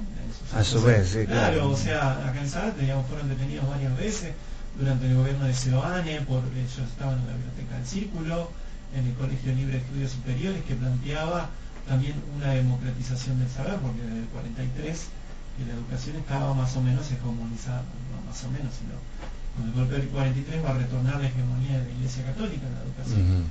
El peronismo va a cambiar un poquitito, pero no tanto. Entonces, bueno, también es un tema de discutir las políticas de derechos humanos del peronismo, no las de derechos sociales, que son indiscutibles, pero digamos, sí, era bravo en aquellos momentos plantear o sea, Balbín preso y Palacios preso, bueno, sí, o el caso de Rosario, ¿no? Claro, el caso de Rosario, el doctor Igarinela era que se llamaba el asesinato del doctor Igarinela tiene componentes muy específicos de la provincia de Santa Fe, pero sí, es la policía de Santa Fe es uno Fe, de los desaparecidos más importantes del Partido Comunista, momento, ¿no? Pero bueno, o sea, yo pienso que esto es lo que hay que recuperar un poco más que esa capacidad de diálogo que vos decías, de poder discrepar y poder disentir, ¿no? Que por ahí de lo que hablábamos también con Elisa, digamos, que era esa Argentina también convulsionada también. Bueno, ¿no? pero porque también hay un marco teórico, Luis. Claro. O sea, ahora yo creo que todo se está llevando por speech, por eslogan, o sea, no... Sí, totalmente. Porque siempre a veces miramos el pasado con situaciones del presente, ¿no? En ese momento, o sea, se produce, digamos, la represión en Argelia, el avance de la Unión Soviética en Hungría y ciertos países del este. Entonces los pueblos se ven como corridos de la agenda. Claro. Entonces es normal que haya, la otra vez dijimos acá, bueno, es condenable lo que sucedió con el general Angulo, por supuesto, pero ¿por qué no hubo un mecanismo, un dispositivo que garantizase justicia o acceso a la verdad por los bombardeos? Es esta discusión de... ¿Por qué tiene que desembocar en eso? Pero vos fijate que si estamos hablando de guerrilla, España e Italia tuvieron la ETA, tuvieron las Brigadas Rojas y sin embargo ellos fueron juzgados, condenados y listo, no hubo una persecución brutal, bestial y una cacería humana como hubo acá o hubo en Chile. Refiere al momento presente, cuando vemos esto que pasa con los jueces de la corte, no, pero mucha gente no, pero bueno, hay que, no sé, como que si fuese un partido de fútbol. Claro. Y cuando te querés acordar tenés toda la estantería llena de monstruos. ¿No? Y no lo podés arreglar. Sí, esto que está pasando ahora de que se reivindica, digamos, el terreno de Estado, se lo quiere equiparar con lo que pudo haber pasado en los 70, mira, yo traje acá unas perlitas, ¿no? del pasado. Traje lo que mostramos la otra vez en la jornada de salud mental, el primer ejemplar del diario La Posta, cuando lo hacía Pablo Milanesi, uno de los primeros que refirió donde se hizo la lista de desaparecidos. La lista de desaparecidos de Zárate. De acá de Zárate, que la hicimos entre varios y se la acercamos a Pablo. Y después me parece rotundo el ejemplar donde hay una primera entrevista a Elisa y también a José María Iglesias refiriendo a la historia de Martín Fierro y el legajo de IPA. Porque el legajo de la IPA, del Servicio de Inteligencia de la Policía de la Provincia de Buenos Aires, que ahora está en manos del archivo de la Comisión Provincial por la Memoria, fue tan importante cuando se encontró en el año 99, porque de hecho estaba tu viejo, después el hijo de Zapag. Los dos hijos de Zapag, porque se publica directamente. Claro. O sea, cuando esto se publica fue en noviembre del 99 en el diario Clarín. Exacto. Publican 11 personas que encuentran los informes, que encuentran los microfilm.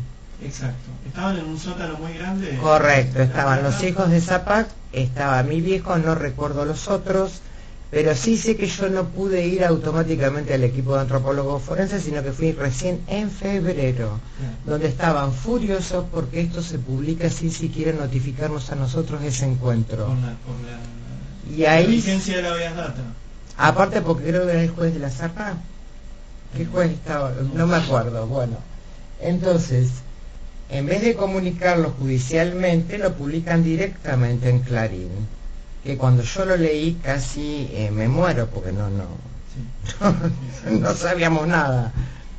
Y cuando yo voy al equipo de antropólogos forenses que me atiende Inchaurre y Macu, me dan el microfilm donde está todo el informe de la DIPA, pero donde ahí se demuestra la zona liberada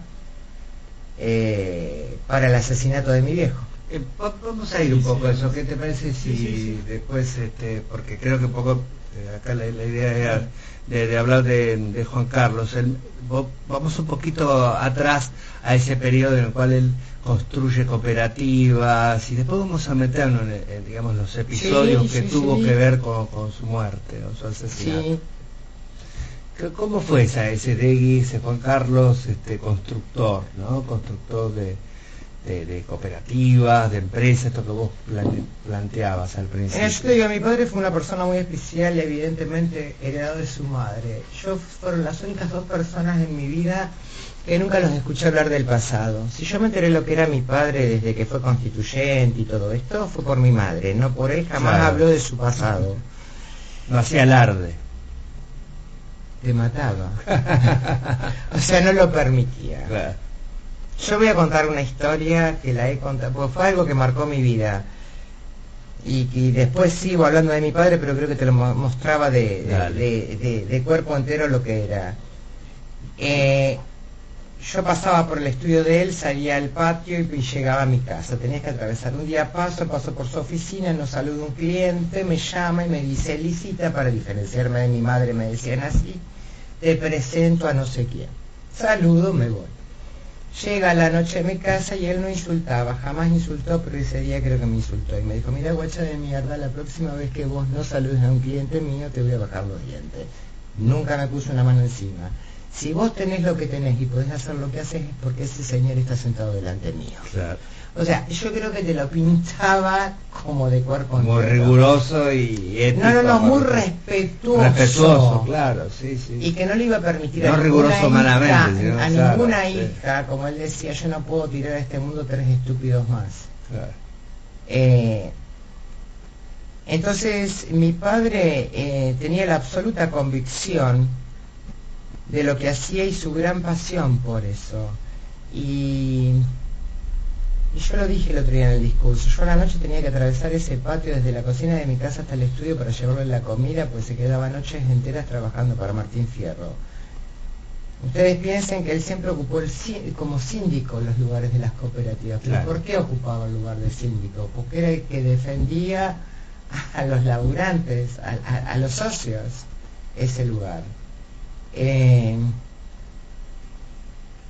Y bueno, para mí fue muy fuerte su imagen, fue sumamente perseverante lo que fue Martín Fierro para él, y siempre lo pongo como ejemplo porque eran las grandes discusiones que tenían él con mi madre. No se olviden que mi madre, sin mi madre tampoco, o sea, no podría haber hecho tanto. Mi madre militaba con él hasta que en un momento hubo un quiebre. Pero para mí era un placer escuchar a la noche cuando le decía: flaca, poné café, porque sabía que se quedaban toda la noche hablando de cuestiones políticas, porque era una mina muy visceral. ¿Sí? Mi madre lo acompaña a la constituyente. O sea, yo vengo de una familia muy loca. Vos pensás, una tipa a los 20 y pico de años, que no estaba casada y demás, se va con su pareja, la constituyente, en los años 50, junto con la novia de Esteves Boero, los 4 en una pensión, para trabajar para la convención. Claro. O sea, ella lo acompaña a disolver el partido en el 59, embarazada de Nina San Juan. Después, ya te digo, hubo un quiebre que no supe dónde ni por qué, o sí imagino el por qué, porque sí, ella le hacía una gran crítica, y esto nunca lo dije, pero bueno, qué sé yo, es un sincericidio por ahí. Este programa es así. Era por cierta gente que lo rodeaba. Pero mi madre políticamente era una tipa brillante y lo sostuvo en miles de aspectos, no solamente económicamente en su momento, porque imagínate que mi padre durante 2 años no ejerció la profesión porque le tenía miedo. Claro. y el estudio estaba Macaño, que había sido un compañero de estudio de él, que se lo trajo de Santa Fe. Entonces Macaño estaba a cargo del estudio, él tenía la imprenta famosa, la imprenta Sarmiento, y después la famosa imprenta Sarmiento. Bueno, donde estaban todos ahí, y después, bueno, claro. Empieza con su profesión, que no era una criatura, tenía ventilargo. Sí. Elisa, ¿cómo nos acercamos a ese momento? Él primero es detenido en el 75, ¿no es cierto? Mi casa fue allanada 4 veces, lo buscaban, hacía mucho. Él sostenía que era el peronismo, porque también tenía lo suyo. A los 18 años le dice a los padres que él no podía estudiar en Argentina, sino que se tenía que ir a Uruguay, porque lo seguía el peronismo. Sí, claro. Bueno, yo me imagino la cara de mi... Bueno, también eran muy especiales los padres. Y se va a Santa Fe. Él iba a ser detenido en Ezeiza, viniendo de Perú. Mi madre, y yo estaba al lado de mi madre cuando habla por teléfono con él, y le dice: quédate en Perú, nos vamos para allá. Lo de Perú tenía que ver con lo de la... Con Martín Fierro. Con Martín Fierro. No, perdón, con la Cooperativa de Trabajo Zárate ex Meteor. ¿Qué pasaba? Sí, había una... Meteor fabricaba zinc. Claro. La mayoría era vendido a fabricaciones militares. Salía más barato traer la blenda del puerto del Callao que traerla de San Juan. Claro. Él hace el acuerdo con el gobierno peruano, que era el de Velasco Alvarado, claro, que era el de la Revolución Peruana, que es la nacionalización de todas las empresas americanas. Y tiene contacto directo con Velasco Alvarado y con el ministro del Interior, con una serie de gente, y que en la embajada en la Argentina, y viajaba a Perú por el tema ese. Entonces, cuando mi madre le dice esto, quédate, yo hablo con Roberto era el embajador de Perú, y nos vamos para allá. Él le dice que no, que venía con valija diplomática. Esto creo que fue en mayo del 74 o 75, no recuerdo. Y le dice mi vieja: ¿y cuando dejes la valija qué? Bueno, la primera detención fue el 17 de noviembre del 75, donde estuvo desaparecido, donde lo llevan a Tigre junto con tu papá, con José María Iglesias, con Marta Fiori, con los curas de Villa Mazzoni, donde casualmente la que era socia, que era la sobrina de mi madre, nunca presentó un habeas corpus firmado por ella. Siempre los presentó mi madre. Sí, una cosa bastante rara en esa señora. Es abogada. Dicen que sí. Entonces sí, también fue juez de falta en la época de la dictadura, estando mi padre preso. Claro, sí, sabe muy bien. Y bueno, lo liberan, sigue diciendo que no tiene nada que esconder, que él se va a quedar. En marzo el 24 de marzo es allanada mi casa, no estábamos. ¿Él estaba preso? ¿Estaba todavía detenido? No, tuvo una semana. Eso en el 76. 75. Noviembre del 75, plena democracia. El 24 de marzo, el justo día de 76. Está. Pero en ese operativo del 75 estaba a cargo de Bussi. Bussi, el tucumano. Sí. 2 operativos estuvieron a cargo de Bussi en Zárate, el de noviembre del 75 y el del 24 de marzo del 76. En ese operativo del 75 tiene su parte cómica. Juan Manuel no lo podía creer, el otro día cuando le contaba. Mi casa rodeada, todo rodeado. Mi madre, que me agarra a mí, me sacude y me dice: Lisita, se están llevando a tu padre. Yo estaba dormida, eran las 3 de la mañana. Me despierto, prendo la luz, me aparece mi viejo vestido y me dice: apaga por favor la luz, porque daba a la calle. Bueno, mirando por la ventana no podías abrir la puerta, no podías prender una luz, tenía que esperar que entraran. Claro, obvio. Bueno, entran y mi madre sale en camisón, bata, en pata y a los gritos, diciéndole: Juan Carlos, estos hijos de puta te están llevando. Entonces era mi papá que le decía, Elisa, calmate, el milico que le decía calmate, y yo que le decía, mamá, calmate, mamá no Claro, se calmaba. era más nerviosa de todo, ahora más. Aparte estaba la federal con el ejército. Mi madre se subió al jeep, se va con él. No la pudieron bajar. Claro. Y quedamos las tres solas. Y el sarcasmo fue cuando nos tocan timbre y nos dijeron, por favor, cierren todo por seguridad. Los milicos te decían a nosotros. patético, increíble, sí. Entonces yo llamo a la familia de mi madre y llega el marido de la que era de la sobrina de mi madre y dice, por favor no digas que somos parientes tuyos, que soy pariente tuyo, decir que soy el médico de la familia. Wow, esas cosas Maravillosas sí. que hemos sufrido todos, porque claro, cada hijo, si vos hablás, la parentela fue maravillosa con uno. Sí, es tremendo eso. Bueno, la semana aparece y después fue lo del 24 de marzo que no estábamos y él se presenta el 1 de abril. Ahora, cuando lo llevan en el 75, ¿no fue la AAA entonces? ¿Eran militares ya? El 75 sí, era el grupo de UCI. La solicitada de la AAA fue en el 74, Juan. 74. Eso fue toda la solicitada, que largan un listado de la AAA en el diario de Zárate, donde incluyen a mi padre y no sé cuántos más. Pero no fue la AAA, fue directamente el ejército con la federal. Claro, eso es lo que me ¿Quiénes llamaba la pagaron atención. esa solicitada, digo? Y Sería interesante saber. no, por ahí está bueno ahora en el aire porque el jueves también hubo la Disculpa, Lisa. No. Me quedé pensando en la solicitada de la AAA. Claro, si esa solicitada fue terrible. Terrible. No, pero Sí. poniendo en contexto, vos fíjate que al momento que se produjo eso, un escenario similar también a los relatos de mi papá, él tenía 31 años cuando eso pasó. Y lo fue a despertar un muchacho con un fusil, que no estaba vestido de azul, Claro. o sea, estaba vestido de verde. Y el muchacho temblaba. Se acuerda mi hijo que siempre se acuerda mi hijo que temblaba y le dijo, pará, flaco, sentate ahí. Eso es también tragicómico. Le dijo, se sentó el cabo y lo esperó a que se ponga el pantalón. Claro, increíble. ¿No? O sea, y después salieron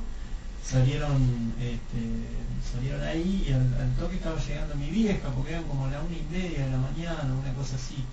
Y era en la casa de mis abuelos. Por supuesto que cuando lo llevaron a todos fueron negados. Porque los 2 días fueron todos a Brigada de Tigres, para la familia de Lisa, mi abuelo, todo, y decían, no, acá no está. Y Marta Fiori escuchó desde el sótano que estaba mi abuela charlando. La reconoció, o sea, desde el sótano de la comisaría. Sí. ¿No? Eso por un lado. Después por otro, poniendo en contexto, ya ahí, fíjate que se produjo el 20 de marzo del 75, estamos en octubre ahí, ¿no? El 20 de marzo se produjo el procedimiento grande de Villa Constitución que llegó acá hasta Escobar.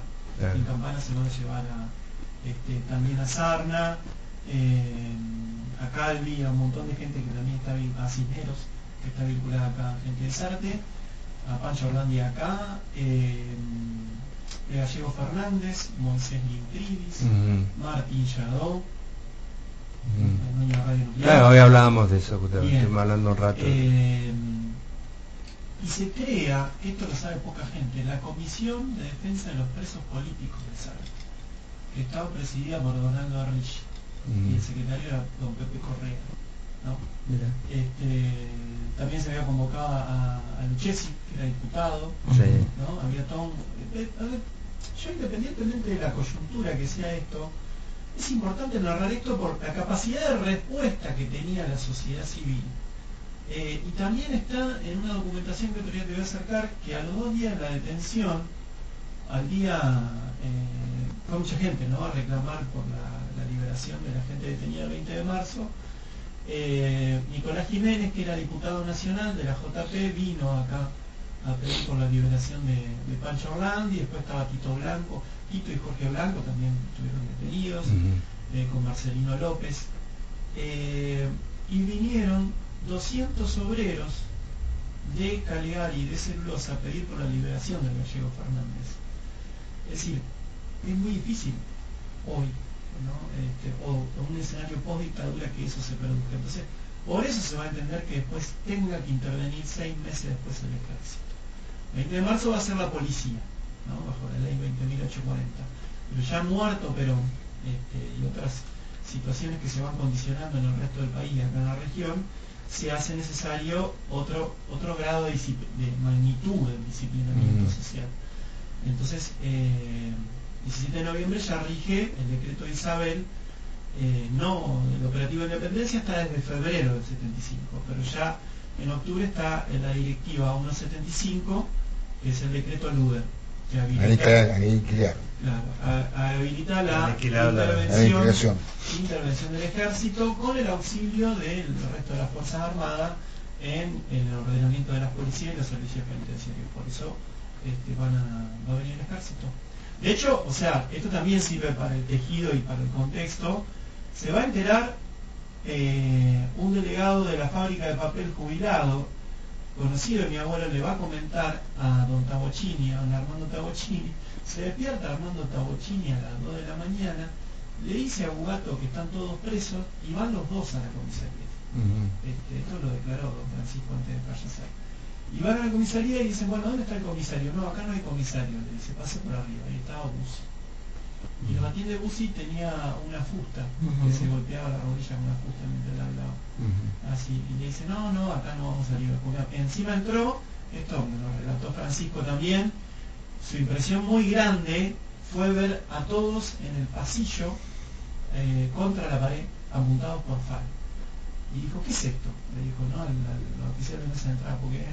Y yo creo que esto es también lo que expresa, porque es algo que venía pasando en Villa Constitución, que intenta la represión a ese momento erosionar los sectores medios que ayudaban con un habeas corpus, ayudaban en un telegrama de despido, ayudaban con una escritura pública. Marta era una persona muy solidaria, es decir, profesionales muy sensibilizados con el momento. Por supuesto, no hay que ampliar quién fue, capaz que sí, quién fue el curante en Zaragoza, la tarea enorme que llevaba adelante en la iglesia de Villa Mazzoni. Estaba el padre Guidi también. Osvaldo, sí, del Bajo. También había 3 delegados de Reysol, estaba don Amaro, que ya falleció hace 2 meses, que vivía en el edificio General Paz, y don Carlos Mina.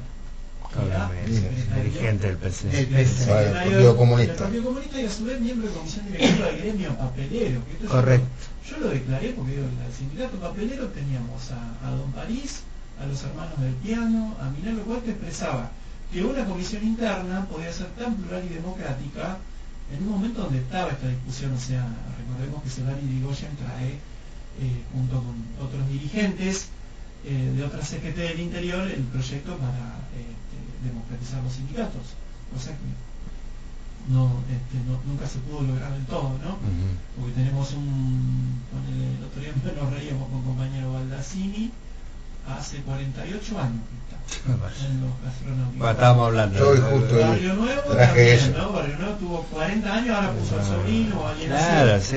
Sí, pero Barrio Nuevo en el 78. Hoy comenté esto, justamente. 78 fue nombrado en la dictadura. Genta, 40 años. Es decir, no hay... Dager, 38. Sí, o heredan los sindicatos, el caso de Triaca, ¿te acordás que heredó el sindicato? Bueno, Santa María de los... No niega incluso el grado de legitimidad y la representación que tienen muchos dirigentes. No, por supuesto. El sindicalismo peronista y orgulloso tenemos que estar por eso, pero esto es una materia pendiente. ¿no? Sí, claro. Que yo creo que la figura de Juan Carlos expresa eso, porque cuando vos planteás, fíjate el proceso de Martín Fierro, tenés los recortes más importantes de subsidio de ese momento. Mientras estuvo el general Evita, la CAP subsidiaba, ¿no? Era un factor intermedio entre obreros y empresarios. Ahora, caído Perón, Frondizi, sabemos sus avances y retrocesos, se recortan los subsidios de la CAP, se cierran se retira la CAP. Los ferrocarriles, se retira la CAP, cierra el frigorífico Lisandro de la Torre. Acá hay un cierre muy importante en el año 59, esto está en el libro de Silvio Bachino, sobre los frigoríficos y de Sergio, que despiden a alrededor de 400 obreros de playa. Y no hay mucha movilización, ¿no? Pero después va a venir el intento de cierre de la planta entre el 61 y el 62.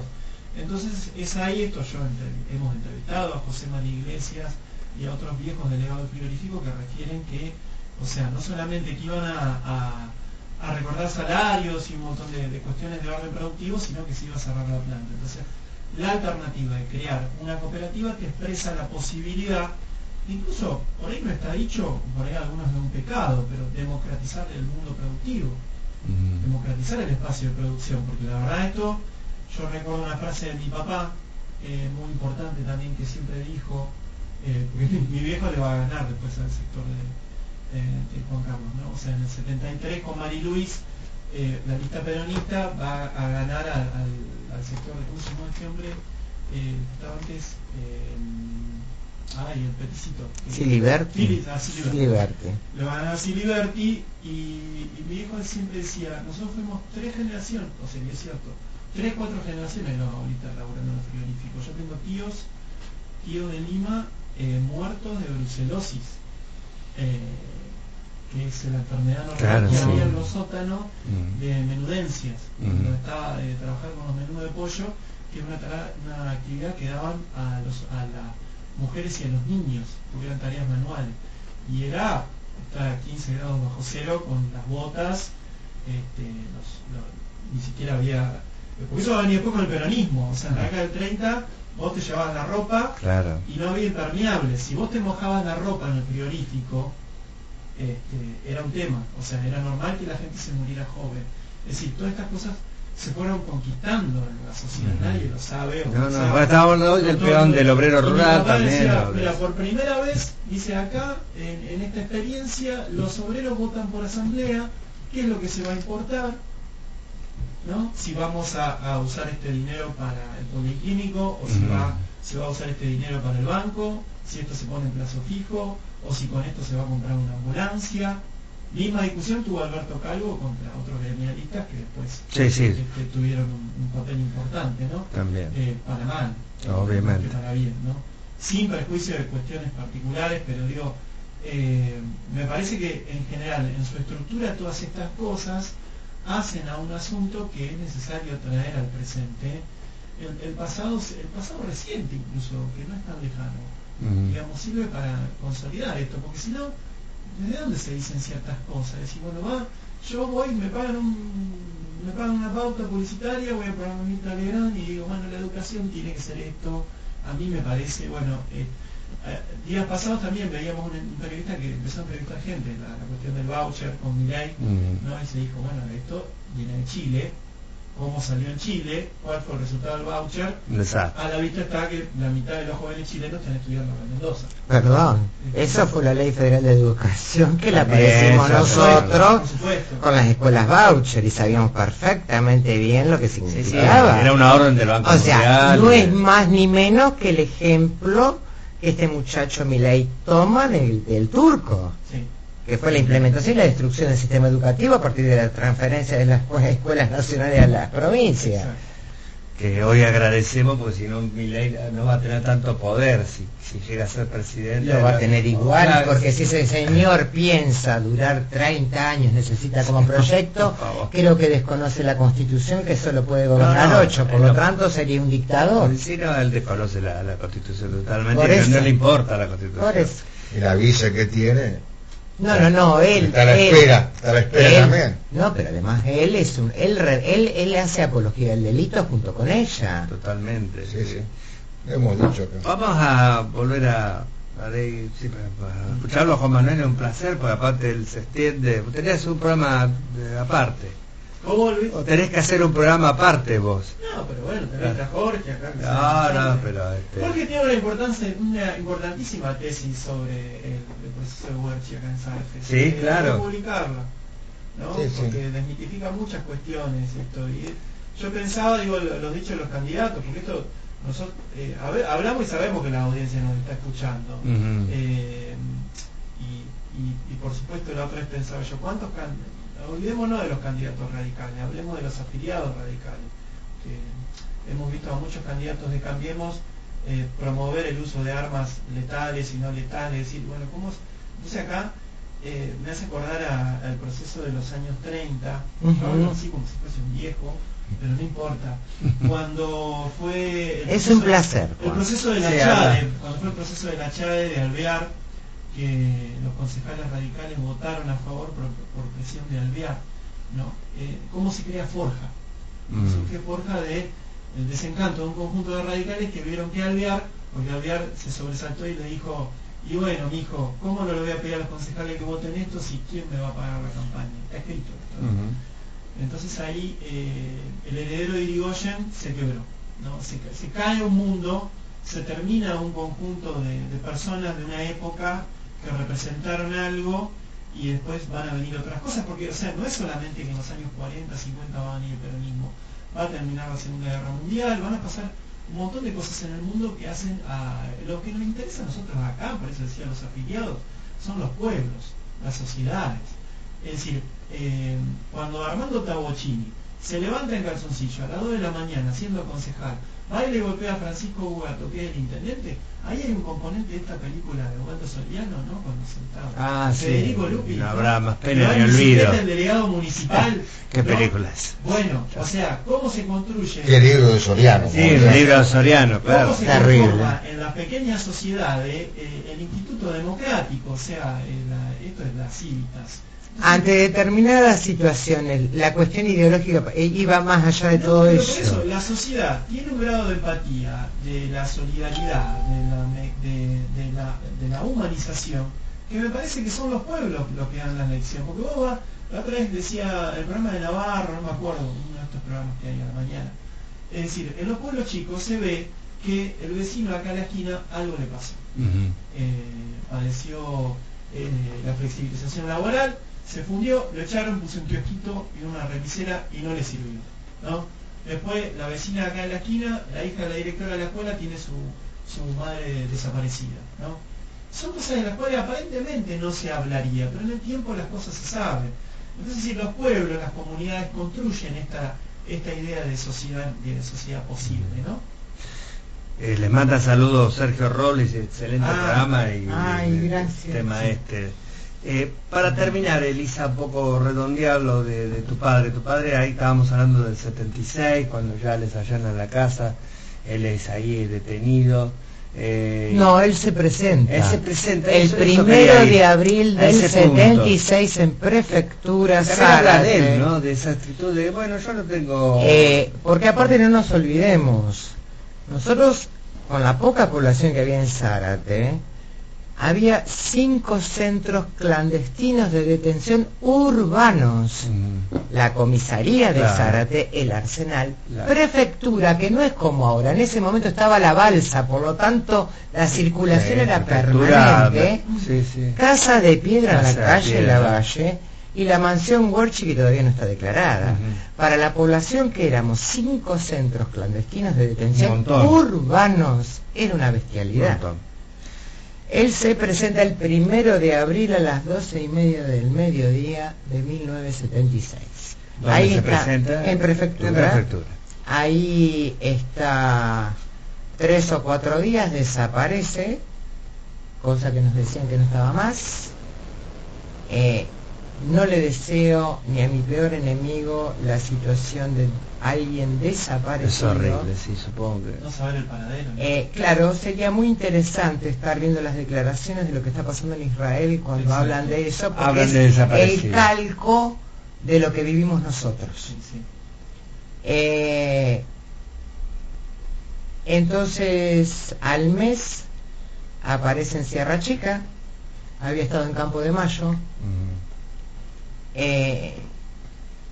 Y bueno, allí, como dije la otra vez, no me acuerdo ya dónde, el tema, el día de las jornadas de derechos humanos y salud mental, que todos desconocen la vida de los que hemos tenido detenidos, porque nadie sabe lo que pasábamos, desde las tanquetas, las vejaciones que recibíamos ante las requisas, el tema de las... ¿Vos acompañabas a tu mamá? No, nosotros teníamos dividido para que tuviera 2 visitas por semana. Mi mamá iba los miércoles y nosotros 3 íbamos los sábados. Mira. Yo fui detenida por una mancha de agua en mi documento, que le avisaron a mi padre y a mi madre que estaba desaparecida. Las vejaciones que sufrimos, las tanquetas, el apuntar, permanentemente nos apuntaban. Me acuerdo que Sebastián Elizaga era chiquitito y teníamos que esperar el ingreso, no tenían nombre, tenían número. desnudaban chicos, a nosotras, tuvimos tactos vaginales, todo lo que sea. Y eso sí, bastante perverso el tema, ¿no? Pero los visitábamos en una iglesia, en la iglesia del penal. En Sierra Chica. Claro. Y después en diciembre, que yo voy sola porque yo ya estaba estudiando en La Plata, y mi padre me avisa que el director del penal le avisó que a mí me seguían, y yo estaba en la peor facultad en ese momento, que era arquitectura. Claro. Y a la semana de llegar yo allanan la Una de las pensión, peores ciudades, yo creo, por La Plata fue tremendo. y lo que era arquitectura, y yo estaba en la pensión, y en marzo, a la semana de llegar, allanan la pensión donde yo estaba, también a las 3 de la mañana, y a una compañera mía la despiertan con el revólver. Bueno, fue terrible. Bueno, yo me voy a Sierra Chica desde La Plata, sola, y llego y me dicen que no estaba. Entonces pregunté dónde estaba, porque escaparse no se podía escapar de Sierra Chica. Y no me... O sea, la perversidad llegaba a esos niveles. Vos pensás que yo tenía 17 años, no sé cómo hacía para gritar. O sea, bueno, después que me digan a mí que soy loca, que grite y demás, quienes conocimos el terror no tenemos ciertos miedos ya. No. Y el terror lo conocimos en serio. También te has formado, Lisa. Hubiese querido otra formación. Bueno, te lo puedo jurar, no, ya lo sé, pero... Porque también nos robaron una vida a todos Te nosotros, robaron una vida, sí, es no verdad. solamente robaron chicos y Sí, demás, sino sí, que a sí. todos nosotros nos robaron una vida. Me refiero y que te hizo tuvimos una que mujer construir íntegra otra. y te hizo... Y bueno, y me acuerdo que me peleé con un tal Darío, que era el que nos nombraba los números, porque eran todos números, y hasta que me dijo que lo habían trasladado a La Plata. Yo me pongo feliz porque había sido el camino del Intridis, porque nosotros llevábamos a Margarita también, cuando íbamos los sábados, a la mujer del Intridis.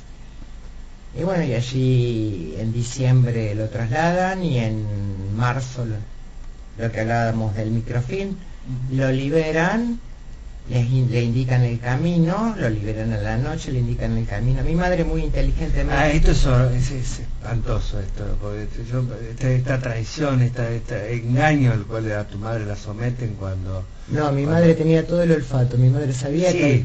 O sea, mi madre sigue le diciendo... dicen que lo van a liberar a tu No, padre. a nosotros nos dicen... Claro. Y yo me acuerdo, me pasó algo muy terrible, que vamos con mi madre la última visita, y no me pregunten por qué, nunca supe ese por qué.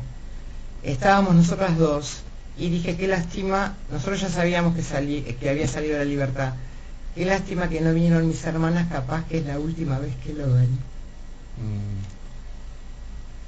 No sé qué me pasó, bueno, nunca más pude usar las tripas por muchos años. Y mi padre, que nos hace seña que lo esperáramos porque salía en ese momento.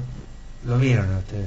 Claro, lo visitamos, nos levanta la mano y dice que lo esperemos porque salía en ese momento, Claro. que era el mediodía. Bueno, la cuestión que no sale. Entonces mi madre se queda en La Plata, en la casa de sus tías, yo estaba estudiando, estaba en la pensión, y a mí mi mamá no me busca, va sola a buscarlo en la noche.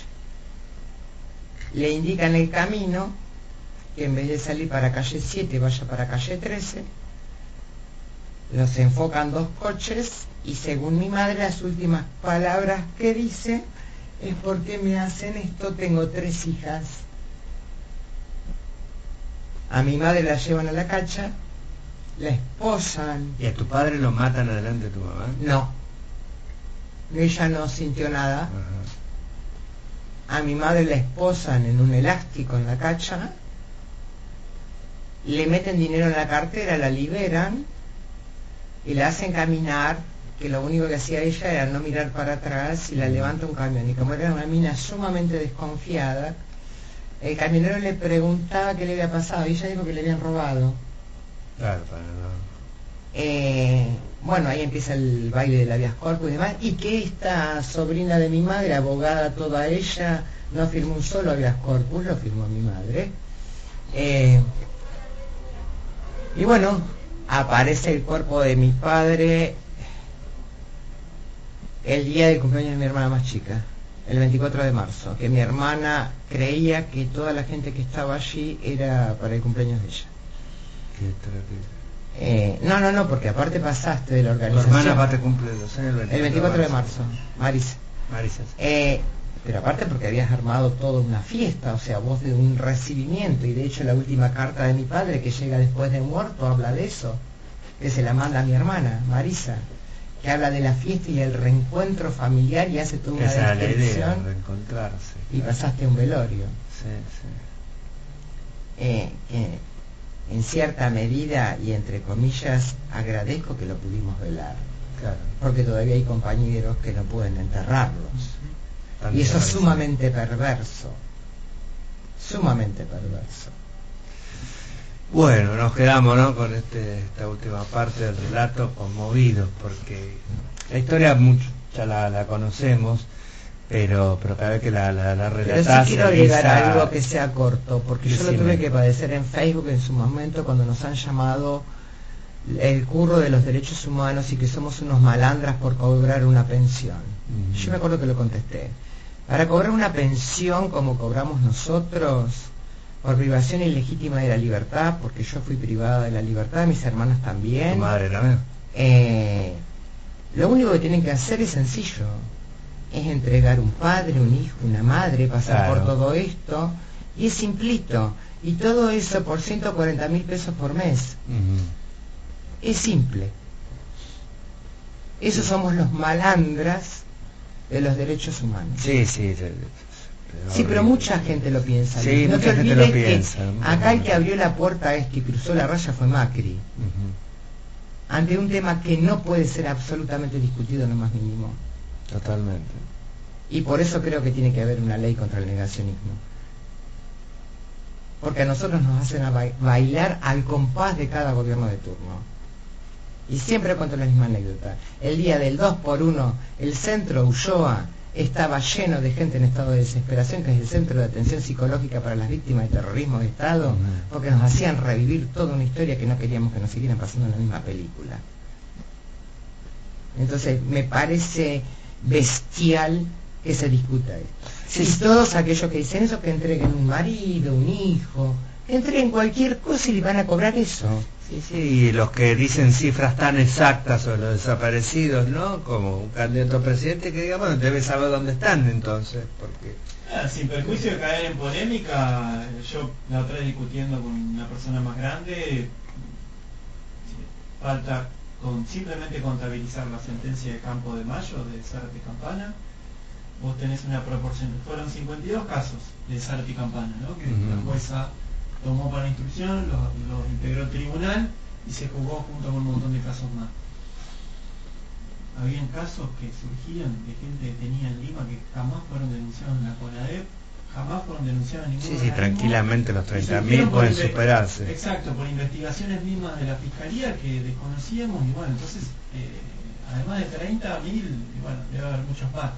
Rapidito, antes de cerrar, como yo traje acá,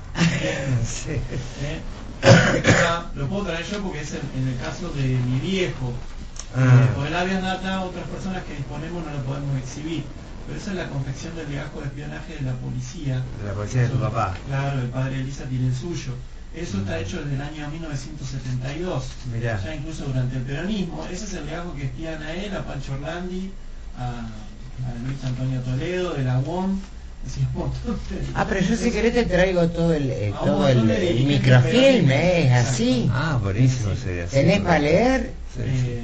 El seguimiento que hay hacia la familia, hacia la casa, sus actividades, la hora que salía de la facultad. Es decir, yo creo que, a ver, como... ¿No me lo dejás o...? No, sí, te lo muestro, después te dejo una copia. Perfecto, pero, no. es decir, como refirió Claudia Berlingeri, que es la perito de la Comisión Provincial por la Memoria, la causa Río Luján, desde que se confeccionaba este legajo y pasaba a tener un número, eso implicaba una voluntad política de perseguir y espiar. Está claro. Correcto. O sea, desde que esto Es muy empezaba importante el eso curso, que decís. había una definición institucional que establecía que había que perseguir y espiar internamente. No fueron excesos. Bueno, Pero ¿cuántos civiles jugaron esa? pasa que sucedió lo mismo que explicamos el otro día en la causa con el estado de sitio de Isabel. El estado de sitio de Isabel contó con el consenso de Balbín, contó con el consenso de otros dirigentes de partidos minoritarios, hasta el Partido Comunista consensuaron esa situación sin muy leve la crítica. Es decir, esto es lo que deja pasar la clase política. Por eso es importante lo que dice Elisa, doy un hijo. Hoy hay un dirigente que dice, hay que dar un órgano. Es decir, ¿ante qué nos indignamos? Hay gente que ya introdujeron las pistolas taser. ¿De qué se está indignando la clase política cuando ve estas cosas? Hay un 51% de la población que tiene hambre, literalmente. No hay un chico que tenga un plato de comida hoy, estamos hablando acá, no hay un chico que tenga un vaso de agua pura por día. Entonces, es decir, estas son las cosas, el recorte que hoy tenemos que hacer para detenerlo, como sociedad. Ya de los dirigentes hace rato que nos olvidamos en un punto, ¿no? Y para hablar de la democracia, porque vos decís, vuelvo a repetir esto, creo que lo dije acá en el programa, cuando las viejas salieron a dar vueltas a la plaza y después vinieron acá a Luján, que se pusieron el pañal, no había, vos mirá la foto, nadie, no había ningún dirigente político partidario, casi no había, prácticamente no hubo ningún gremialista. Sale, fíjate el símbolo, que sale una madre con un pañal, con un arquetipo escatológico, a construir el símbolo de la búsqueda de la vida, ¿no? Entonces, estas son las cosas de las cuales hay que detenerse un poco a observar. Hay que tomarse el tiempo, no hay que estar corriendo a la apurada, ¿no? Le mando un saludo para Sergio, que nos está escuchando, porque nos comentó esto. Bueno, Sergio Robles es, como Isabel Pelioli y Jorge acá, formadores de generaciones. Claro. Yo también te mando un beso, Sergio. Tuvieron mucha paciencia cuando éramos chicos, así. Y Jorge ha sido usted tiene muchas generaciones así. Muchas generaciones. Yo puedo hablar de Isabel, que fue mi profesora, porque soy una guacha. Soy una guacha, mi querido. No, yo tengo 2 menos que vos, Ya tenemos querido, claramente eso de los profesores. 6-4. Yo estuve en cuarto año. Yaya Vallejo. Bueno, ahí tenés una profesora como la Yaya, en cuarto año, que te decía, vayan a la biblioteca, investiguen las plataformas políticas de cada partido y vean qué hagan. ¿Entendés? O sea, nos metía. Hasta ahí sabemos que es difícil para la familia, pero la Yaya fue la única docente que impidió el paso de las tanquetas en el colegio industrial. Ah, mira, eso es correcto. Cuando fue tomada la escuela por los alumnos. Correcto. No sabía eso. Las unidades de los Se la tenían jurada. Y bueno, y Delia Piris tuvo que exiliarse. Claro. Es mi profesora mía. Profesora mía, Con brillante. tanta letrita. Claro. Sí, Isabel. Sí. O sea, también Zárate se olvida de la gente que tuvo que exiliarse, como tipas como Delia, Fue la época como que- Insúa. Le pusieron la bomba en la biblioteca ingeniero. Correcto. Bueno, Elisa y Juan Manuel, gracias por haber venido. No, gracias Muy a ustedes conmovedor por tu el Te van relato. a cobrar los 6 minutos. Me van a cobrar los 6 minutos, no importa. Valió la pena porque realmente vale decir el voucher. Muy cómodo siempre escuchar Valió la historia alegría. de tu padre, y vale la alegría de que hoy Juan Carlos Legui esté en una escuela de la ciudad Y de que se lo Zárate. reconozca por su vida, no por Y su como muerte. dijiste vos, creo que lo dije exacto, claro, exactamente, como lo hemos hecho hoy, porque queremos hablar de él integral, más allá del relato de esta situación final. Y esto que vos dijiste, me parece que lo dijiste fuera del micrófono, pero que fueron los chicos los que lo eligieron. No, eso para mí, perdón que no lo dije al aire, pero No, es lo más basta. significativo, porque no lo atravesó, y como dije, ningún interés partidario. Ellos gesto lo de amor, investigaron. dijiste, algo así, Fue un que acto lo de dijo amor, un Daniela profundo Velázquez. acto de amor, y el mejor regalo que hemos tenido en nuestras vidas, que fue el reconocimiento de la lucha de mi padre Bueno. por parte de los chicos. Vuelve en vida. Sí. Eso es lo importante. Sí, sí. ¿eh? Así que bueno, nos vamos. Gracias, Juan Manuel, vos sabés que sos un amigo de la casa también, y siempre te invitamos, y bueno, no va a faltar oportunidad que hablemos de otros temas. También con vos, Elisa, también. Pero gracias. Tenés buena voz, aparte vos tenés voz de locutora, te podemos traer a... No sé, parezco el gallo Claudio acá con el tema del cigarrillo. El cigarrillo. Bueno, gracias. Nos vamos ya. Se terminó el programa. Bueno, chau.